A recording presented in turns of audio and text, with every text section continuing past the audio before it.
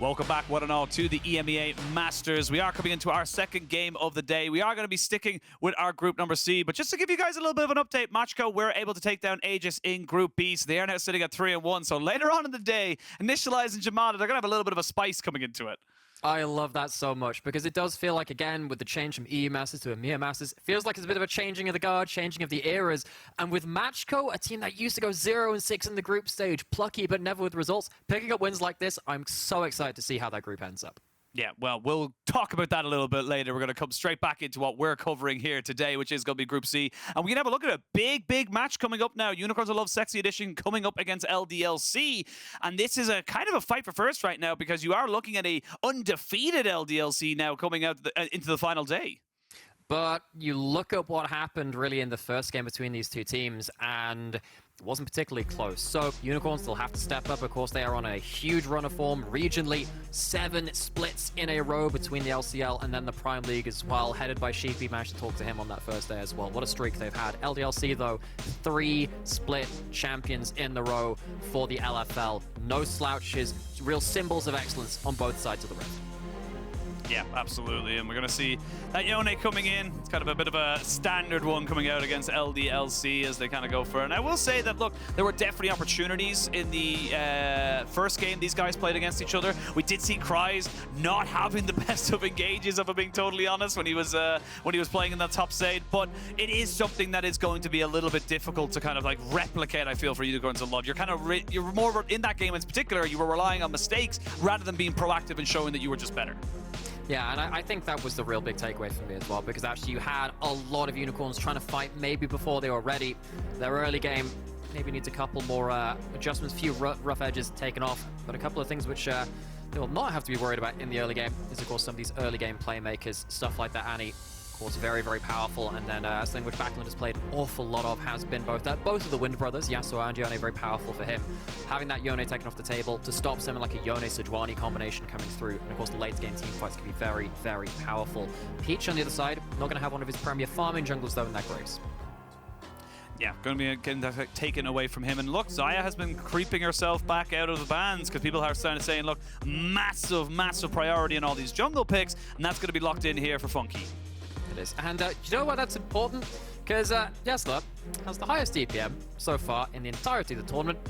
Average damage per minute of 1,009.4 damage per minute. And that's between Xayah and between Zeri. That is absolutely monolithic. It's a 3-0 scoreline. It was a lot of late game team fighting as well.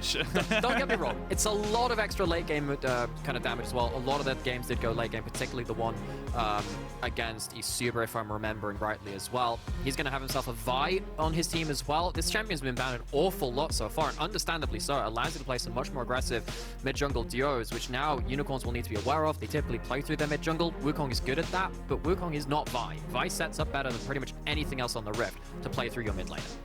I will say, absolutely agree with that, but I will say that the Xayah does definitely feel safer against a Vi than a Wukong, so I do feel like, you know, you can cancel out the ult with your own ult. There's plenty of ways you can kind of get away and out of that big CC chain that the Vi would normally set up, but they got a big CC chain of their own. The Wukong and the Nautilus kind of coming in here, and then the Renata in response. I love this from LDLC because it really is just kind of hyper countering everything that you've got here on the side of Unicorns of Love. Yeah, because you've got 2 very low-range initiators, which can sometimes get kind of snarled up in that mid-range, so I'm very glad you called that out, because also it starts from the laning phase too. So you look at Zoelys, a player who came up from Div 2, very quickly integrated in with the LDLC lineup and became so very important for them, was Finals MVP as well. Zoelys, on a whole roster that is rebuilt from LDLC, being one of the stars of this team, coming out of seemingly nowhere, now has a champion which seems to do quite well in this game against both the support matchup and then the champions locked in as well for team fights later on. Yeah, completely agree. We see the Jax being banned away alongside that Fiora, so kind of handshaking that no one's going to have any fun on that top side. Most likely just going to get wet noodle fights between like something like a Cassante, a Sion, something like that. So we'll see what they kind of, even more so now the Olaf's kind of been taken away as well. But LDLC will have first pick, so they can keep that top line to, you know, kind of keep it secret, or do they give Backlund that big power and that, you know, knowing what he's going into in that lane matchup? Yeah, so Backlund hasn't always been a big Ahri player, which, besides myself being here as well, yes, I'd like to see that champion, but also being a great pairing with the Vibe, right? Could also be a pretty good fourth pick. Not really many things you can kind of counter that champion with what's left on the table. Backlund has typically been more of that LeBlanc player, had an incredible series of solo kills against the Suba in the game versus them a little in the first round robin. Instead, they're saying, Backlund, you get your last pick. It's going to be the Sion for Kryze yet again, who was incredibly tanky against the Cassante matchup from Venour in that very first game.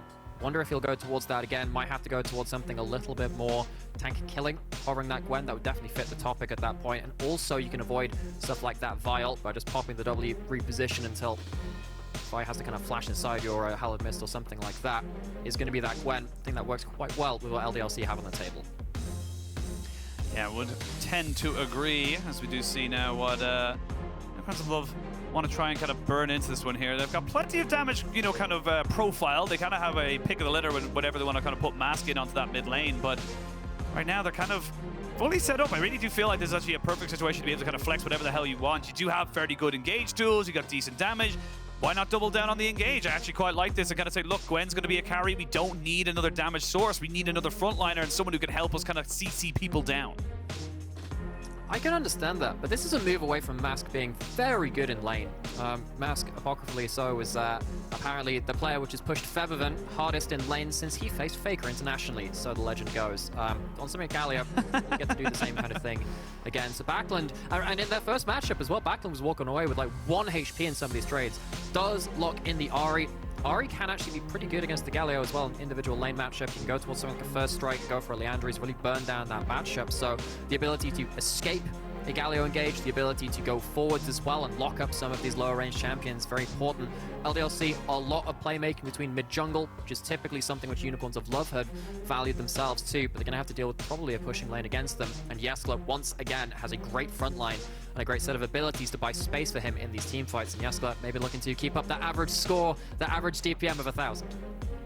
Yeah, not so average score, if we're being totally honest. But yeah, I mean, Jeskla's been exceptional. It's why a lot of teams, you know, we had a lot of interviews yesterday, even the day before.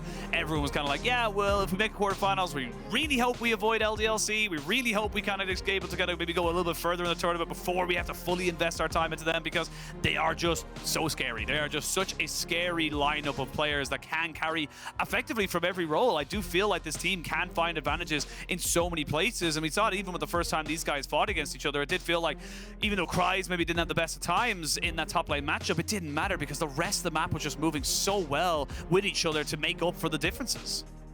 Kryze just didn't have to care. He was playing a Sion. He stood there and goes, okay, fine, I'll just be here and I'll be that tank. It doesn't matter. Sometimes there's real value and real wisdom in just saying, I don't need to be winning the individual matchup. It's really everything else which comes after that. What I can provide to my team, which matters beyond that point.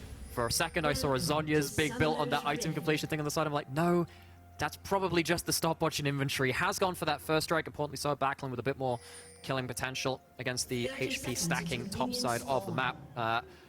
Just gonna say this once, because I often say this about Ahri builds. A lot of the time we default to this Everfrost. I think this would be a really good first strike Leandri's game to help cut through that front line. You're looking to play these fights out fairly slowly behind Kryze if you can help it. Let's see if Backlund agrees with me, or whether he's gonna go for a bit more playmaking in his own regard. Now, it'll be very hard, however, if you really squint your eyes on the left-hand side for the Gwen and the Galio. You can see they got the tiniest little bit of XP from that ward. And look, it's a game of inches sometimes, those small little moments. I actually quite like that they didn't just fully reveal themselves. They actually waited to see if they could maybe just get in range without being seen, because you can do that. So I think if you kill a ward and you share the XP with, I think it's 3 or less. I think if there are 4 people, it doesn't work out this way. Particularly in solo lanes, you can get level 2 off of the first wave, as opposed to the first creep of that first melee creep of the second wave. I'm trying to remember if it's 3 or whether it's 2. I haven't done that math calculation in a little while. But Backlund walking into lane against Mask. Last time was Mask that really ran over this laning phase, but had a much better laning matchup in fairness too. See how the rest of these lanes play out. Yeah. Ooh.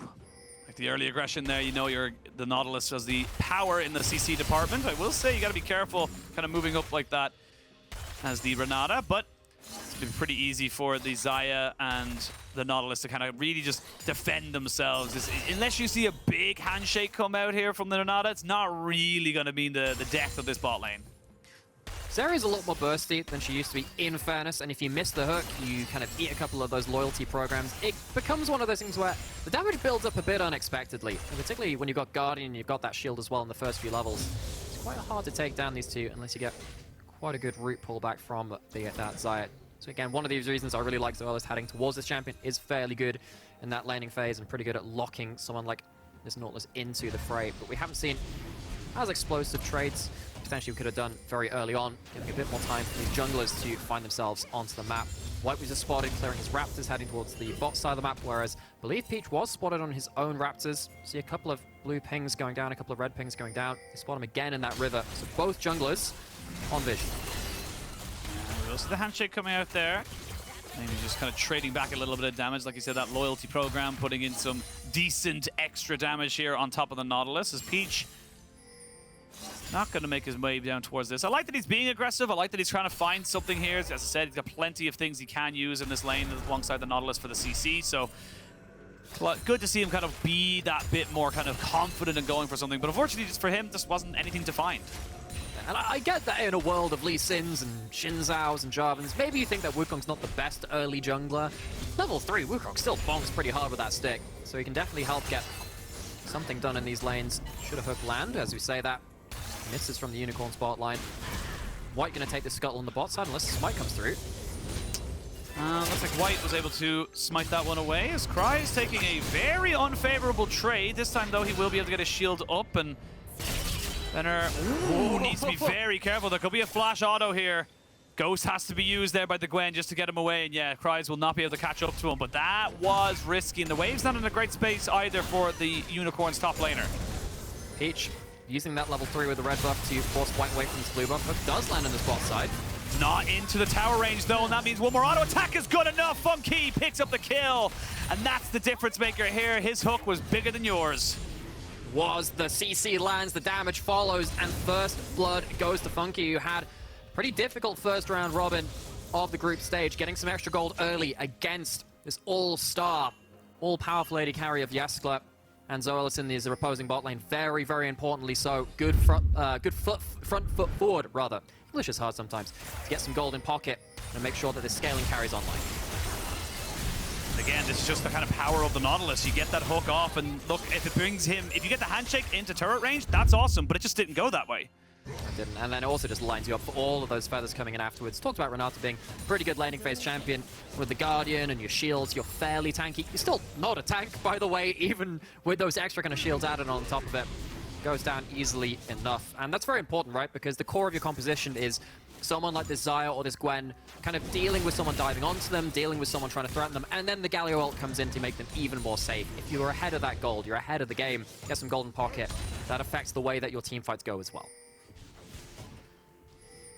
Again, it's just great little start for the bot side there. I mean, 1,000 gold lead. It's kind of separated between the bot lane carry and, of course, the support as well. Support needs some love too, and it's definitely going to be a tougher time now in this bot side, especially for the Renata. Doesn't have flash, doesn't have that same kind of safety, and again, the Renata's fantastic in so many ways that she does it. But the one thing that she does obviously fall out and is tankiness. She's not going to be able to survive for very long, especially if she gets hooked again. So, camera focusing down on this bot lane again with Xayah and Zeri in the game. Likely to be so, though. They become main characters sooner rather than later nowadays, particularly with the itemization changes to both these characters. Jeskla just trying to ward out, or rather just get that extendo beam to make sure they can see who is in that tri-burst spot. Lekcyc down towards there as well. Wave building up, which means that Peach is here on the bot side of the map, making sure if anything were to happen, this Wukong can at least try and pick up the pieces, whatever is thrown at them. Level 6 is also hit by these solo laners. First Galio ult of the game, first Ahri ult of the game, typically very good indicators of what happens after that point. And the Dragon on the table might be a chance to pull the trigger. The LDLC currently not in a position to contest. Not really, and again, Unicorns just getting themselves comfortable on this bot side, getting some early Dragon stacking. I always love seeing a Dragon being taken, you know, about a minute or two ahead of the eventual Rift Herald spawn. It means you give yourself a great position to be able to contest that one as well. And Mask, with the ultimate available to him, maybe feeling like he go for a bit of an all-in. It would be difficult for him to find anybody of note for the moment, but definitely going to be able to be there in the nick of time with that hero's entrance. Yeah, so Backlund doesn't have its TP. Kryze is currently up towards this top side. White is helping him out though. No ults on the junglers. Difficult to really CC anybody down. And of course, with a flash and an ult on Kryze, it meant that the Galio ultimate shall be held for the moment, and level 6 gets hit by Funky, so we're gonna see a full engage going on the spot side. I talked about the lack of flash, and Funky gets his second kill.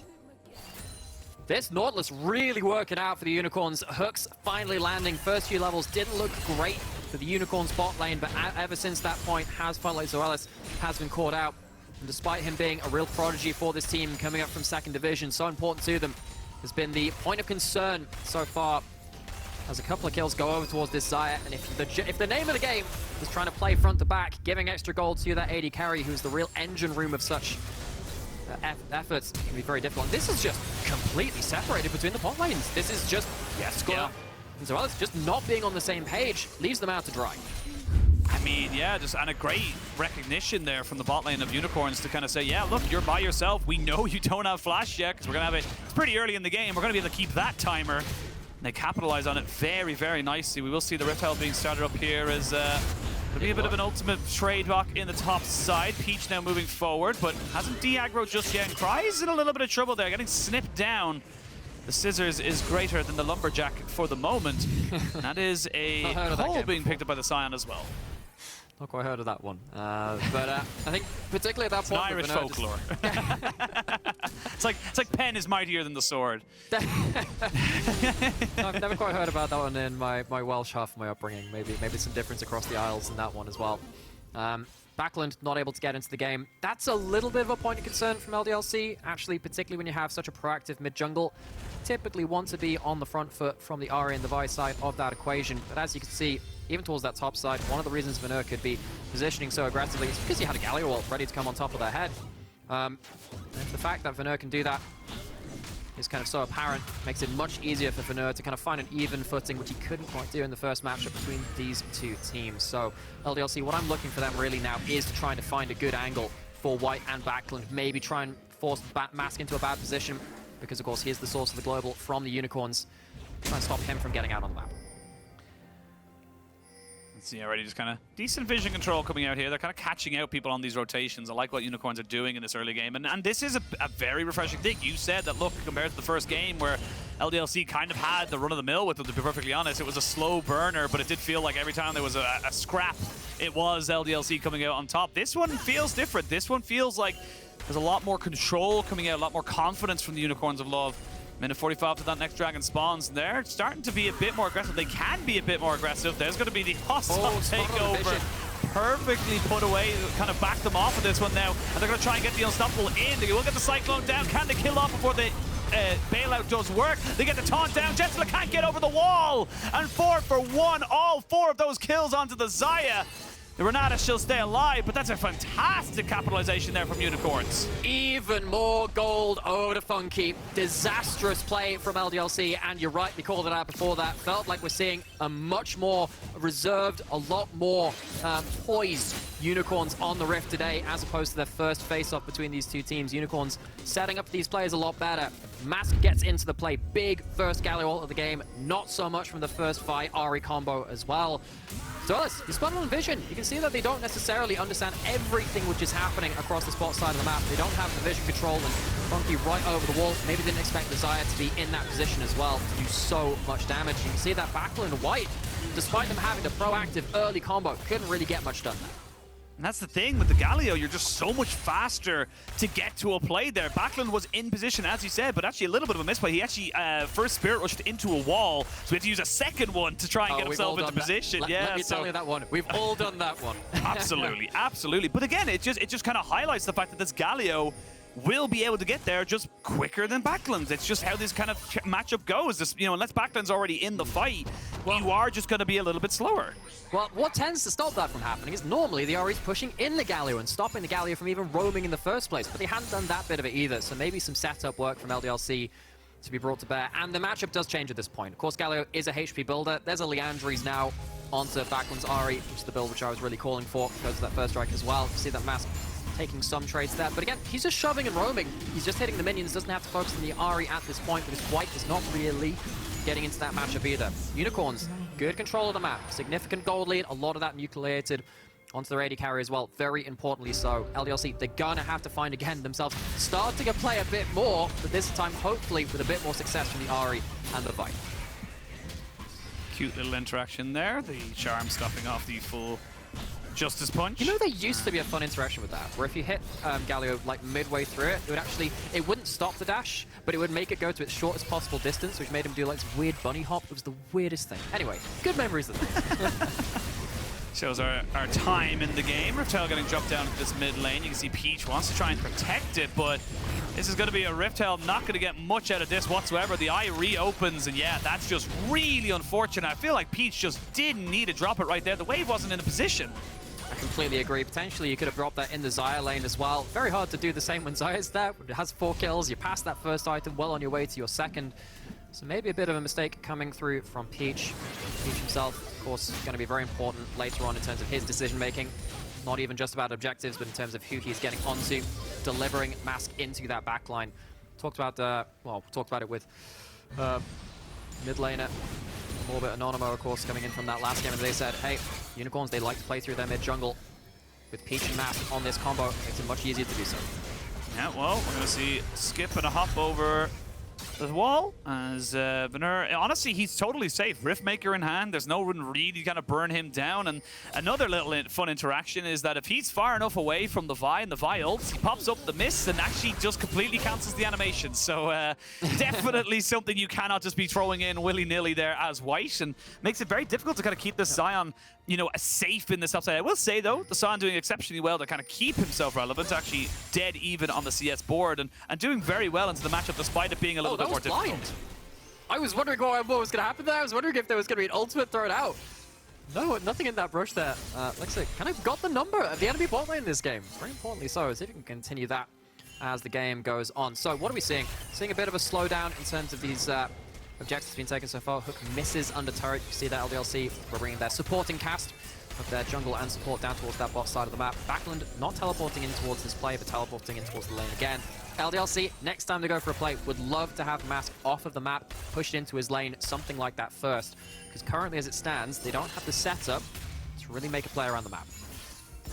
No, not quite yet. 2 minutes 30 until the dragon spawns, and still only about a 2,000 gold lead. This wave will crash again. You would imagine it should be a pretty easy turret for Funky to be able to try and secure. Gets all that local gold for himself. Nicely done for him. And he has about a 2,500 gold lead on his own. So he is very powerful, to say the least. And with the Rod of Ages build coming out for Mass, not going for the Everfrost kind of constant CC, he's looking to be a bit of a DPS man himself. So plenty of threats for LDLC to kind of worry about as they look to try and regain control of this game.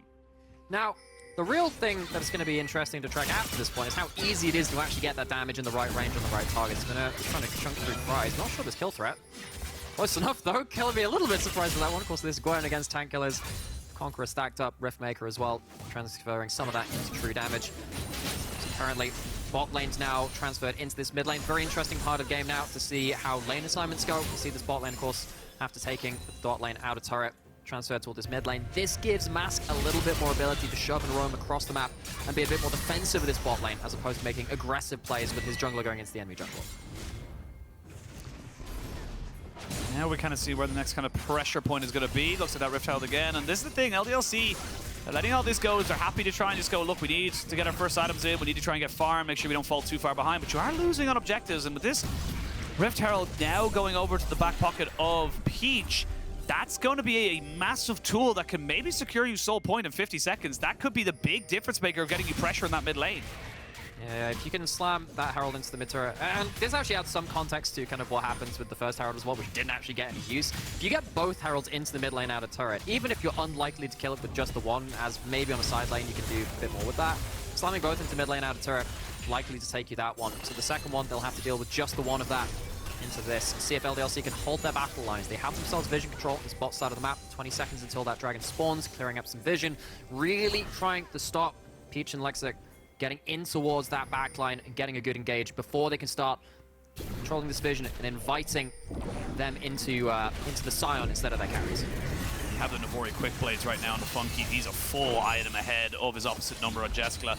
They will, with the wave, drop down Shirley. Shelly's the first one, Shirley is the second, and will be able to get the bonk down, and with that, we just talked about it, get priority around this Dragon Pit. This is a big moment here. Plenty of decent vision, though, for the side of LDLC, so they know exactly what's going on. White's going for it. They're going to go for it. They're going to put the Galio ultimate down. They're going to try and burst out Peach, and they will. Funky needs to be the carry, but they've already taken out the Nautilus as well. It's just a straight-up 5v4 because the Gwen wasn't here. They weren't a 5-man unit, and LDLC just fully punished that. And it was a wonderful engage by the combo we have been waiting to see. White and Backlund take out the Smite, take out the Initiator of Peach very early on, and then the kind of the lower range characters of Mask and Lekcyc, Galio and Nautilus stuck in the DPS chamber. Even with the Galio coming down, could not defend themselves. Good snowballing point now from LDLC. Brings gold back into comparison. Brings themselves into a very important point with these objectives as well. This really comes down to Peach using that clone and White punishing the mispositioning of the Unicorns. You don't want to be stuck at this point where you're just funneling into the Sion, where you're not able to get Funky into a great place. Backlund uses the one use of the stopwatch as well to finish off that kill. This is exactly what you want to see from a snowballing mid-jungle, particularly around these objectives, to punish Unicorns on power positioning. And the crazy thing is that you saw the damage that those feathers did there on the ground when they, only a couple of them there. This Xayah would have been absolutely fantastically set up to be just shred through everybody, but never really got a chance to kind of put his feet down, plant those feathers in and see what he can actually make of it. So really, really unfortunate there to see from the side of Unicorns of Love, and now they lose themselves to Dragons. They are still about 1,000 gold ahead, but definitely need to be start thinking about the next play that they're looking for. And also one of the big things we saw there as well, Dark Seal picked up Backlund just before that fight. Yeah, I talk about that a lot too, because he's walking away with an extra 16 AP on that Dark Seal. Very important to pick that one up. So he's got a little bit more damage. And if it is going to be fights like that again, if that materializes again when you're doing damage to the HP stackers, you actually got a fair amount of damage coming out from the Ahri, where the Galio can maybe struggle to put out the same damage despite building something like that Rod of Ages. Look, not over just yet. You still have an exceptionally fed Xayah. You are still ahead in this game, but it is a very stark reminder to the side of the Unicorns of Love. You cannot take this game lightly. You got to be on your toes before anything else, as we can see. Now they look to try and just control the vision around this Baron Pit, which will be spawning in 30 seconds. And look, I'm not saying that LDLC will definitely go for it in 20 minutes, but I love the fact that they are trying to keep vision control around this, because we have seen many, many teams and many, many times say, look, if you're not willing to fully be able to kind of, check this, we will take this away from you. So you at Unicorns just making sure that that doesn't happen. Yeah, and they're making sure that they're keeping a presence in this mid lane as well, because the Unicorns, with that Herald push onto that mid lane tower the last time, chunk it down to a fairly low HP. I mean, despite that last fight going the way of LDLC, Unicorns still in a much better position than this first time. They've done their homework, tried to find a better way into this game. Ooh, strange interaction between the hook and the handshake. Yeah, well, it's going to be the ultimate committed there. It will force out the Shirley's Revelry from the Renata.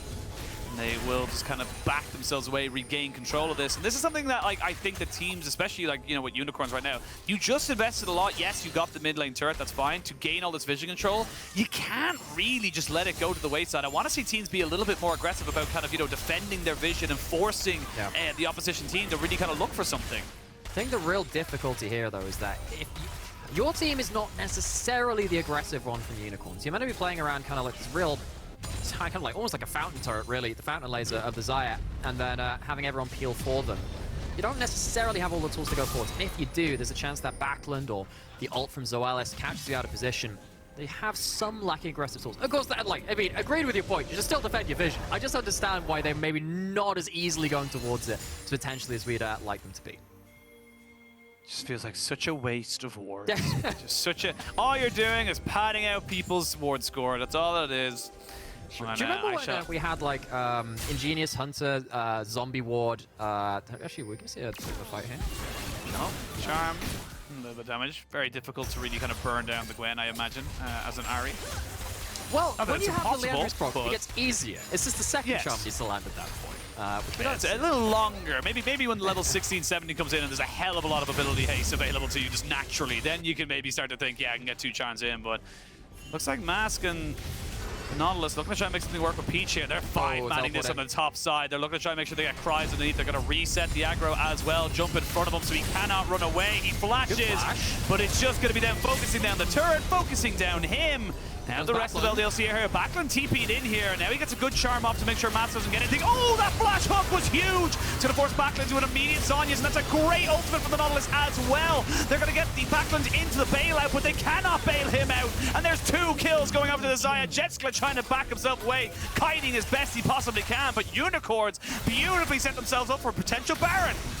They do, and they take down the solo laners, they take down the Spike. Unicorns, they were punished for their mistakes in their first matchup against the French champions, but in the second time of asking, the Prime League strikes back. They get themselves a very important mid-game win, they get themselves a lot of gold, they get themselves the Baron. They're going to be taking control of the map after this point. Massive change, and I love the fact that they're kind of saying, look, we're going on to Kryze. You could have crossed map, get the bot lane turret, go for something else, but they actually fully commit with this huge TP. You also could have just teleported in a different location. You can see that Mask is the target at this point, and then, of course, Backlund kind of gets caught up with his hook. Lekcyc winning the mind game, dashes into it. The Zhonya's, the flash, the ult are all available for Backlund, but it's not enough because Funky gets to stand in the Galio ult, Featherstorm aggressively in a way that this 4,000, this crazy amount of gold over on the Xayah can really make work. The Xayah, very difficult to shut down in that play, and I wonder if LDLC kind of threw themselves a very important mistake over to the Unicorns. Absolutely. 3,000 gold is the difference. 6-0-1 on Funky. He is massive on this Xayah. This first pick is coming up trumps right now. And again, like I gotta just call out, yes, you lose Kryze. That's unfortunate. Kryze still had TP, so you're never really gonna be able to lose the Baron, I feel. And now we're gonna see using the ultimate for ultimate, but he can't go up against this Gwen anymore because he's not got much, if any, magic resistance. He's got some Merc Treads and a Null Magic Mantle. He's not going to be able to kind of survive after his ultimate or if he doesn't have his flash. Yeah, and now, of course, with the Baron push on the other side of the map, no one really able to chunk through these Baron minions with safety, particularly with the Nautilus hook, waiting for this siege situation as well. LDLC, how are you going to batten down the hatches on this one? I got Charles, the cannon minion, buffed up and ready to go. He's feeling swole, he's feeling confident.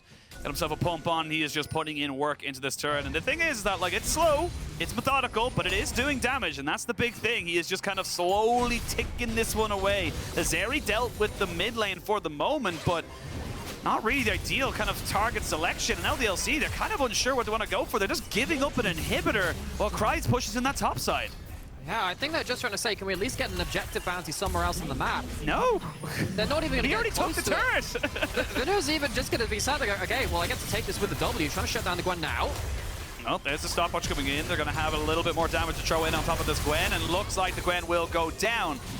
A little bit of an overextension into that mid lane. LDLC, they have options to start a fight. You can see how powerful it can be in that single target CC setup. They just held a little bit late to kind of go for that. They do lose the bot lane inhibitor. They do stop the mid lane tier 2 from going down, but it is all Unicorns now all the time.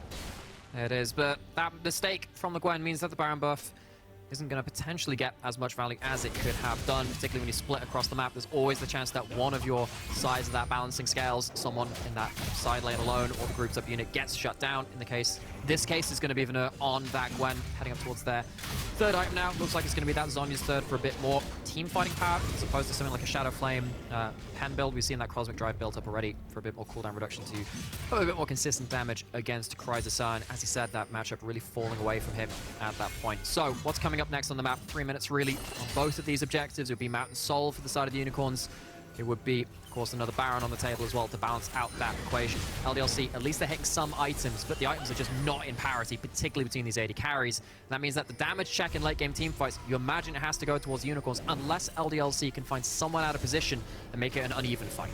That's the thing. You're looking at a mistake more than anything else. Everyone except for the Nautilus should have their flash up pretty damn soon as well. And there's still 2 minutes until any kind of objective really does spawn. So for the moment, the Unicorns are very happy. And the thing is, they've only lost one turret. They've only actually lost with that bit of standing gold. So it's not a million miles from LDLC being able to kind of pick up a lot of that standing gold and bring themselves back. But I just keep drawing my eyes right back down to those AD carries. And it's just so hard for a Zeri to really do anything when she knows that if there's feathers kind of going behind her, she'll be shredded as soon as she tries to step up to put into DPS. Yeah, the execution burden very much on LDLC's shoulders, but they are, of course, the LFL first seed. They've taken pretty much every team down across ERL history. They have such a huge amount of pedigree to them. Despite the rebuild, both of these teams have rebuilt from last summer. LDLC, they won themselves another championship despite that. Unicorns won themselves another championship despite that. Both these teams, again, real shows of excellence in our ERL scene, and now heading up to get against each other again. You can see that they're quite closely matched at this point. And we wait to see what way it kind of goes for the moment. It is a big opportunity here for the Unicorns to maybe force a tiebreaker for first later on today. Remember, if they both end on 5-1 and they're on a 1-1 scoreline with each other, first seed and second seed does very much matter. I will say for Orbit, down on 2-2, not the best result for them. They would have loved to see LDLC kind of really push themselves up, and then they would have been on equal footing. It would have been a straight up kind of race between themselves and Unicorns for that final spot, but not to be for the moment. I will say the Sion Kryze got himself up to the Force of Nature in a much stronger position now to deal with this Galio and Gwen on the side lane, but you would love to have a Zhonya's here for the Gwen before you really kind of go for anything. Don't know if he's going to have time to finish it. 30 seconds till that dragon spawns. That will be soul. 40 seconds till the Baron. Honestly, if I'm the Unicorns, you're going for the soul. That extra shield could be huge. Next, the LDLC, what they're doing right now, I think they're just trying to find someone in the build-up to this play. You can see that White was there just being a bit of a nuisance in those rushes, just scouting people out in case there was someone poised and waiting to take down Backlund. Backlund looking to get a top side push in. Has that teleport, hit the 3 items as well. Void Staff, of course, amps up the Liandry's burn. Again, words, it's just so tense. No. Why? LDLC aren't doing anything. I'm just confused. It's like, yeah, it's like normally it's like, okay, well, you're gonna take the dragon, we're gonna completely force this on the Baron, but they're not in position. There's no way they can go, but it's just a free soul, and then honestly, just free Baron control as well. It's a level 18 mask, I will admit, he's scary, but like at the same time, that's just very unusual to see from LDLC. It does feel like, you know, they just kind of felt like they just gave it away. They had no real reason to kind of move forward, and they didn't. It's difficult because you didn't have vision, and if you don't have that vision, you can't keep the Zeri safe, and you can't really get yourself to engage with that Vi the way you wanted to. I think LDLC, they say, look, we're going to take the L on that soul and wait to catch someone out of position. That's the way in which we win. If we go towards any kind of even 5v5, we lose. It feels so awful giving that soul. They might have to revisit that one again, but they didn't have the vision. They don't want to throw away a game on a hasty engage as well. The problem is, you have to fight at some point. And if you're not going to fight then, before that powerful extra objective comes in, when are you going to fight?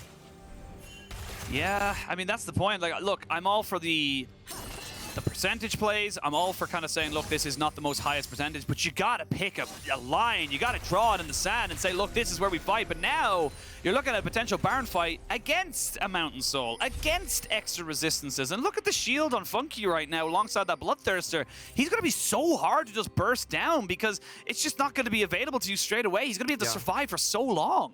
And another thing, I'm actually not sure, I can't remember what Rune's Mask was taking, but if he has conditioning at this point as well, because he's gone for the Resolve Tree, that gives him even more resistances at that point. The Banshees, the Merc Treads, also getting more, of course, with the Galio buffs as well.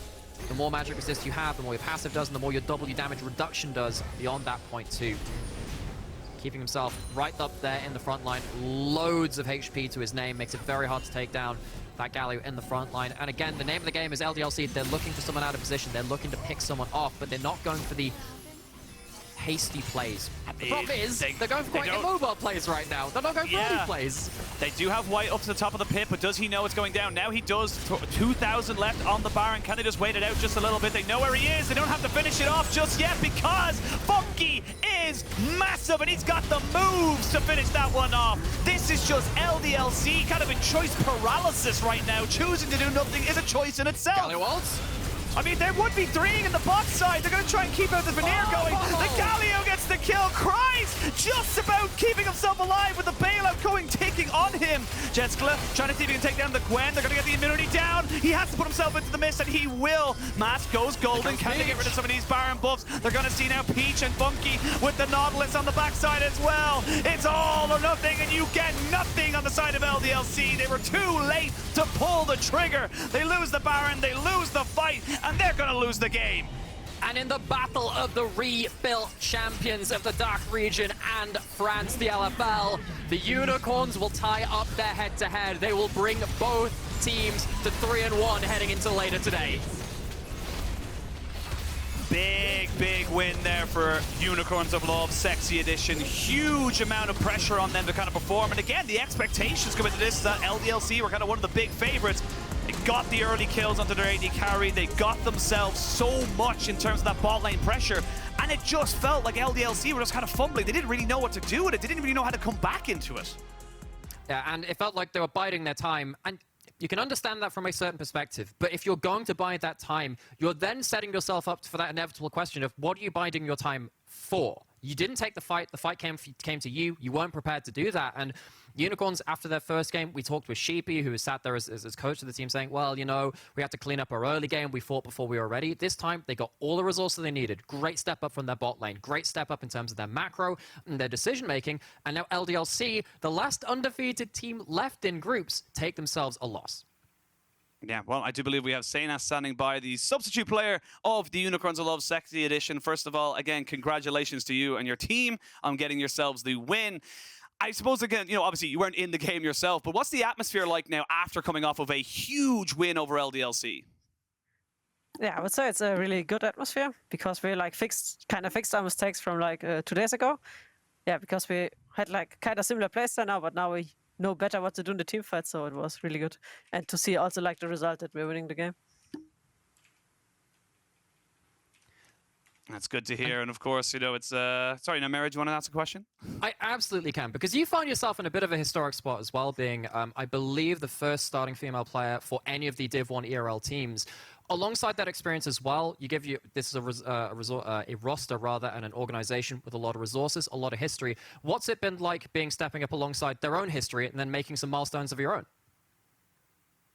I mean, for me, it fits really great, and I'm really happy that I can be part of the team, and that I can also be like here around when the team is like playing your masters, and I can watch the games. So I'm with the team when we like discuss the drafts, when we plan the games and do the reviews afterwards. So I can like learn so much from it, and it's really cool. It's awesome to hear, and of course, you know, obviously, good atmosphere now. You still have a job to do, another back-to-back game, kind of, you know, kind of some of that. Is it going to be kind of something that you guys are now looking towards that potential tiebreaker later, or is it, you know, as a team, you're kind of thinking just one game at a time? I think we're playing like one game at a time. Like we take every opponent seriously, and we always prepare accordingly. And it's like there's no free games. We always have to do the right steps. We have to, follow our plans, and like we can't slack off. But we always have to improve and always get better. So it's like no easy games. Absolutely. Well, again, congratulations to you and your team on the win, and we look forward to the rest of your games today. Yeah, thank you. See you.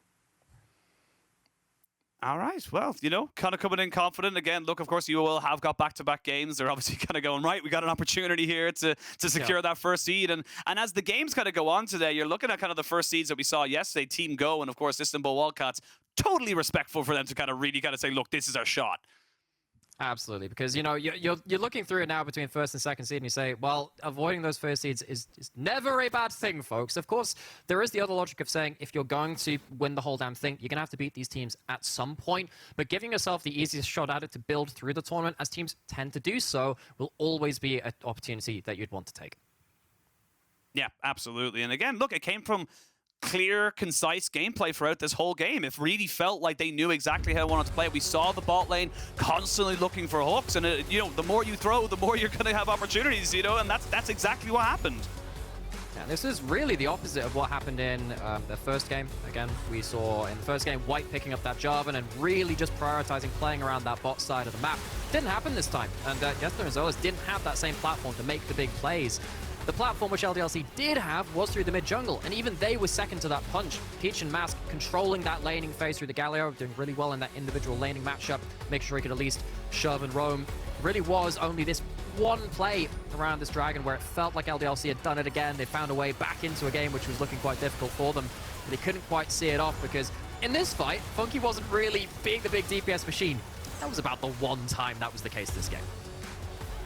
Yeah, again, look, it did feel like, you know, LDLC kind of putting a bit more respect on them, saying, look, if you give us an inch, we will take a mile, and that was the one mistake you were allowed to make. And then this was just, honestly, Unicorns going for a big play onto the top side. I have no issue with this whatsoever, but again, you look at the map, I would have just preferred to see LDLC not fully commit to this top side and just kind of get that tower, maybe go for something around that map, because again, I don't think you lose the Baron off that one Sion death. But that's where you start to learn a little bit about the personality of these teams. If there has been one criticism I would have of LDLC is that when it comes to particularly mid and late game fights, they tend to buy into them because they trust in their ability to outplay. Thing is, when you have great teams from these other regions coming in as well, Prime League champions with so many titles back-to-back, of the Unicorn Sexy Edition, they very much know how to fight in their own way as well. They had so many extra resources, they were not fair fights, and LDLC, after they realized they weren't fair fights, tried to wait out the game, but they ended up waiting for just Unicorns to close the trap on them. Yeah, it really did feel like they were just pushing for that kind of moment, really. It felt like LDLC were just constantly kind of biding time, but then giving up so much. You gave up the Soul, you then gave up the Baron, and as we said, by the time they actually did decide to go for that full 5-man in bot side, it was too little, too late. And yeah, I mean, great pressure on the top side, amazing kills coming in for the AD carry meant that Funky became the carry. And despite having that big pressure on your shoulder in such a huge bot lane centric meta, he stepped up to the plate.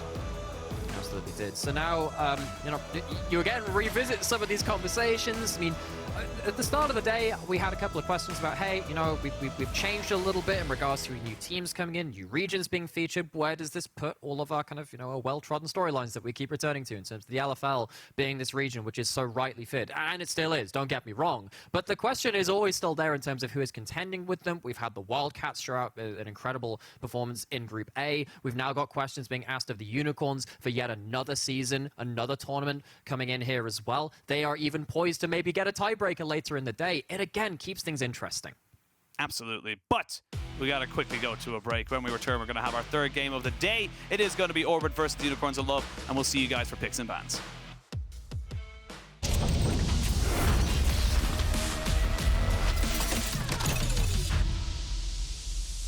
You're gonna make it! You're gonna make it, dude! Come on! Stay work with me here, work with me! We're nearly there! We're nearly there! Come on, let's go! Oh, Trev. Oh. Help. Mark, you've done too much, dude. What can I get you? Give me that.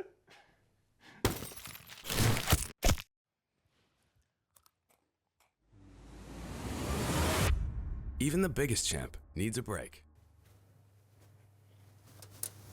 Are you guys being weird again?